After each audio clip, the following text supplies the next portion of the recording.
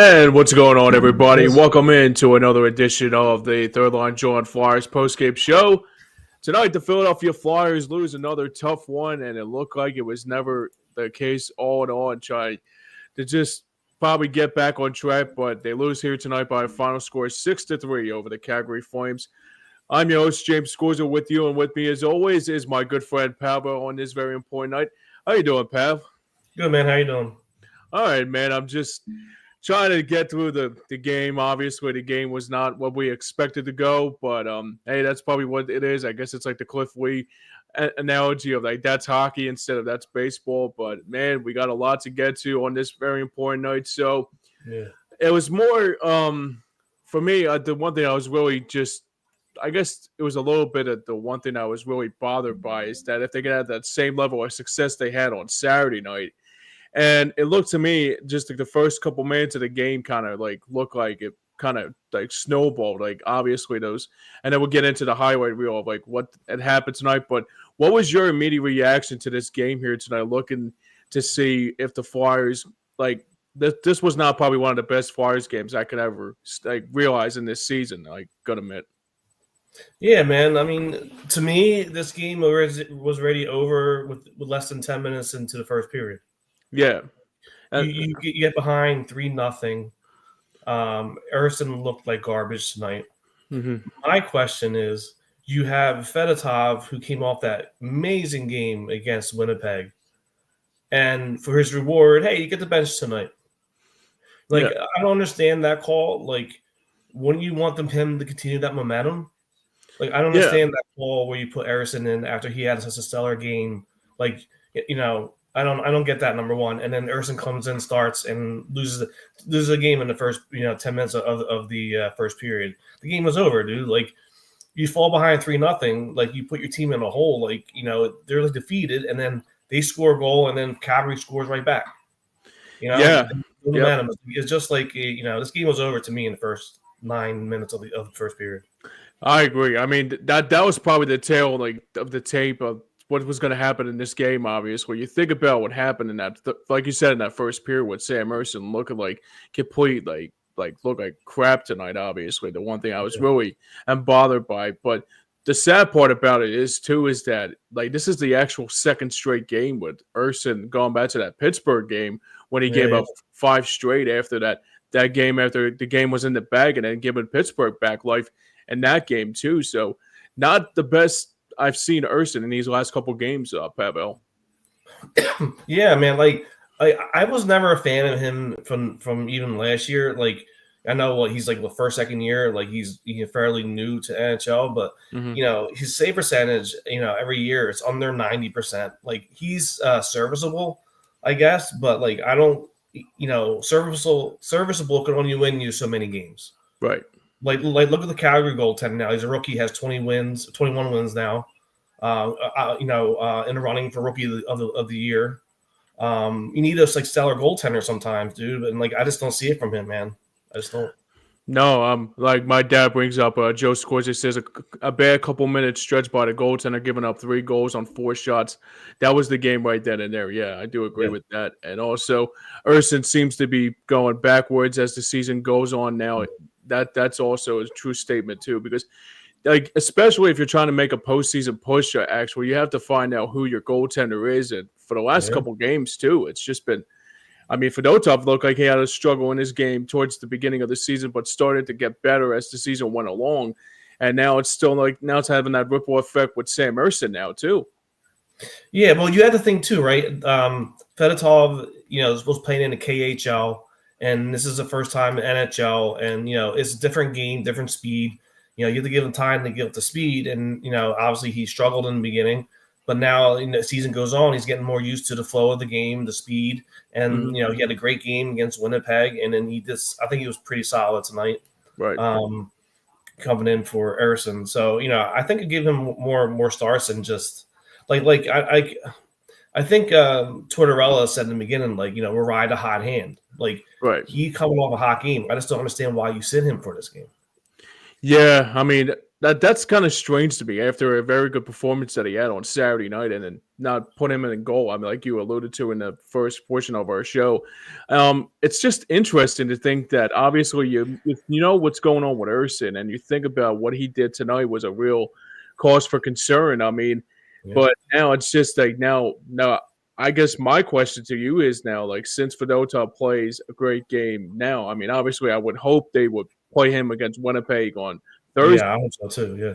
Yeah, and I think the other thing too now is that now you have to wonder if Alexei Kolosov could be one of those guys coming into the game, like will be one of those guys that you bring into the game and not send Sam Ersson down to the minors, but also send him down for a couple games to like maybe recharge. I mean, what do you think about that?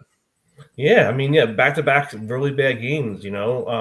This game tonight was huge. Actually, the telecast said it right. If we win this game, we're right there and up to the playoff spot. Now we lost, Right. and then we're back down with the 12th spot. So because it's so tight, every 2 points is really crucial right now, and that's the game's winnable. Calgary basically has the same records as we do. It's a big game. I thought it was like a big game for us tonight. Just to you got beat up on these teams that are like on your level, and our goaltender put us in a big hole in the beginning, man. Yeah, it was like a rock and a hard place more than anything like that. That's the most important thing. But since the Flyers got on the board, this was only the big portion of the night that the Flyers didn't make it like as bad as it seemed because they got a couple goals out. The first one came in when Noah Cates getting the Flyers on the board after the Flyers gave up 3 goals and he made it a 3-1 lead to make it. Noah Cates once again that line make sure it's been playing very solid as of lately, and it continued here tonight again. Yeah, Cates got the goal, and he has his career high so far. So he's definitely a breakout player this year, I think. Yeah, and the Flyers will get another one towards the end of this first period, and it was Andrei Kuzmenko, who used to be a part of the Flames in that trade with Joel Farabee and Morgan Frost. It was good to see them back here tonight, and also a little bit of a tribute to Johnny Gaudreau's father. Guy Gaudreau was in the audience here tonight too. That was towards the end of the game, but it was good to see him back in South Philadelphia once again. But the thing about with Kuzmenko, I think the one thing that was really good to see him tonight was that he's been playing very well for them ever since that trade with Farabee and Morgan Frost. I mean, that's one thing that I have to say, if you're going to look for pieces later on in like probably in like future, like if you're trying to like unload some players, maybe this one guy will stick around to see what they look like with Kuzmenko on this team. Yeah, I think he's good for Michkov. I know he's on an expiring deal. I'd like to see him come back if possible. Right. Yeah, absolutely. But the big story in this game here tonight was that after that first period of that game, I said it on the script here. It said it was a quieter second and third period until the halfway point. That got a little crazy, but not as crazy as it seemed though. But the one thing I was really, I guess I was really positive about here tonight too, about that even though the Flyers did lose this game here tonight, I mean, the one thing I was really happy to see tonight is that some of the players actually, like Fedotov, really stepping it up, especially after Urson playing not the best he played in the last couple games, going to admit. Yeah, definitely. And then we fought back, and then we give up another goal. It's like we could get no momentum after you score a goal. Okay, we're back in it, and then boom, like another goal scores. Yeah, it was I think it was Sharon Govich that got the goal that made it 4-2. And there was like a 3-2 game at the time, and I was thinking, okay, here come the Flyers coming back, and then unfortunately, just the Flames just got in the way of that, obviously. But I guess the one thing that was the great thing about here in this game tonight is that Matvei Michkov continues to dominate as one of the rookies of the year, and I think the one thing I was really good to see here tonight in that third period is that Michkov continuing to dominate as a rookie, and he probably could be right now. If he's not the odds-on favorite of winning the Rookie of the Year, I don't know where the NHL would look at this, but I think right now he has to be the odds-on favorite of winning that Rookie of the Year too. Yeah, and I think he's 3 points away from tying Gagne for. I think so. Yeah. Points. Yeah. So yeah, I agree. Yeah.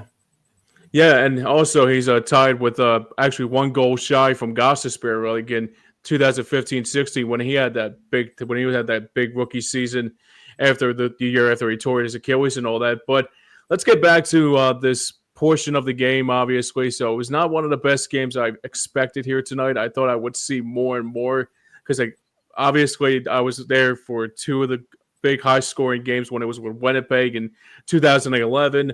And then there was another game, I think it was 2010, when Stamkos got a hat trick against the Flyers, and that was like an 8-7 game. But usually high-scoring games, you would think, okay, these kind of high-scoring games would have happened tonight. But it was kind of, I wouldn't say a boring game, but it was, I would have expected more here tonight by the Flyers, Pavel.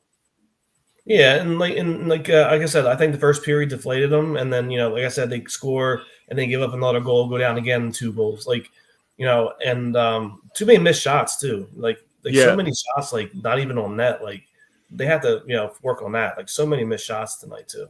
Yeah, it's kind of like the old saying, high and wide. Like that happened a lot tonight, but it was actually more too. The Flames were shooting a lot of shots on that were wide too. I mean, that could have easily, if those pucks were on net, that could have been a lot more dangerous than just a 3-0 lead. Gonna admit. Yeah, and what do you think about Konechny, man? He looks like lost out there. I know he hasn't scored in the last 11 games or 1 goal, 11 games. Yeah, even his play, it looks like he's lost out there sometimes. Yeah, I mean, it looks like he's going through a slump right now. I think it's just probably going back after that Four Nations face-off when he got snubbed a couple of times and not playing in those games. I wouldn't think that was a big part of it, but yeah, I mean, right now it looks like to me he's just a little.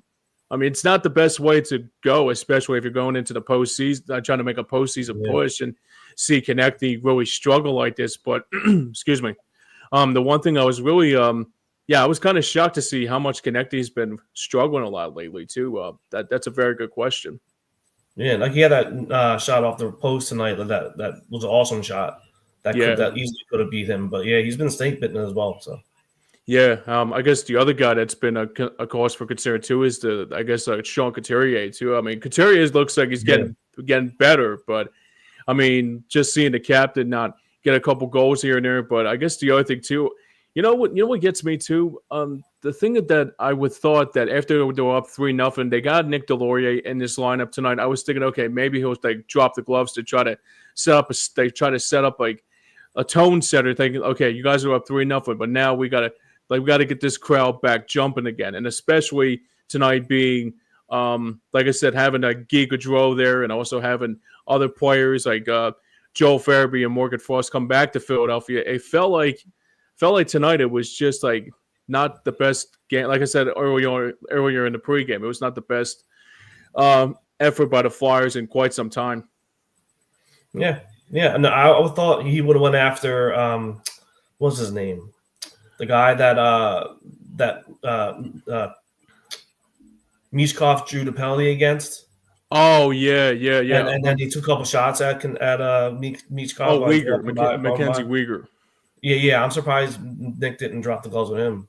Yeah, I mean, I remember early on in that game after Mitchkov kind of embellished a little bit. He was a little bit. He was a little tongue. It was a little bit just a little bit ass hurt about that kind of stuff. And the other thing too that was really funny about, I was thinking, okay, now we got him right where we want him, but then just didn't happen. So I guess just the Flames got in the way tonight for more than anything like that.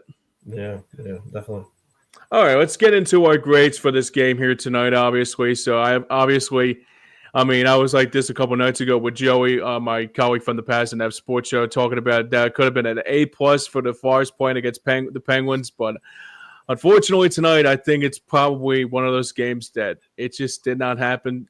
It did not go the way we expected. So what's your grade on this game here tonight? I'll give it a D. C- or maybe a high D.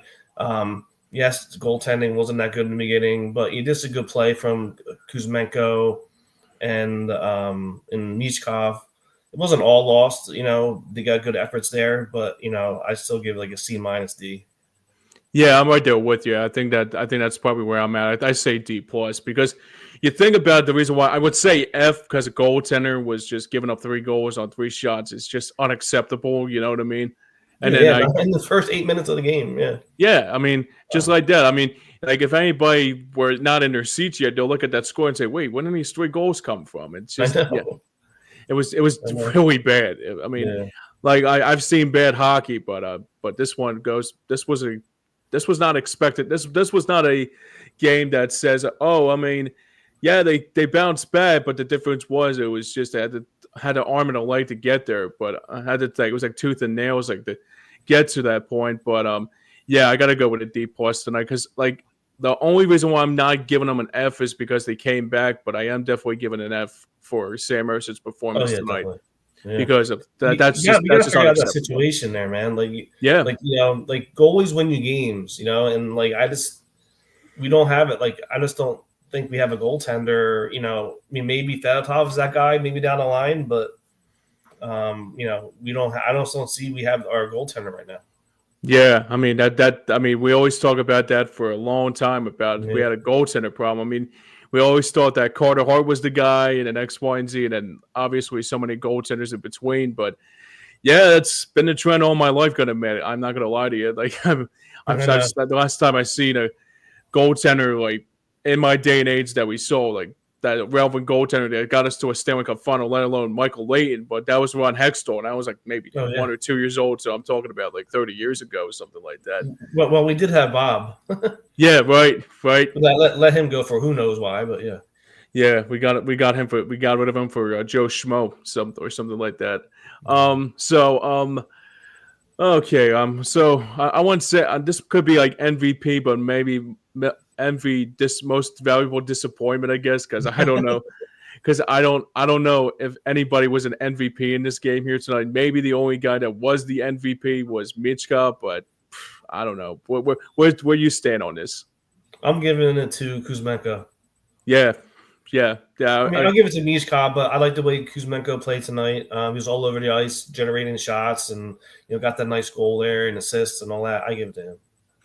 Yeah, I would give it to Kuzmenko too, because I think the one thing I was really happy to see tonight, especially when somebody who used to be a part of the Flames and getting some redemption against his former club. I mean, the good thing about it too is that I guess there's a positive. I can say a little bit of a most valuable positive. Joe Farabee and Morgan Foston scored a goal on us tonight. So if that's the only thing that was a positive in this game, that's when it was a bad game. That Joe Farabee and Morgan Foston like have a chip on their shoulder about how like kind of like what Kuzmenko did. But the same thing about it too is that.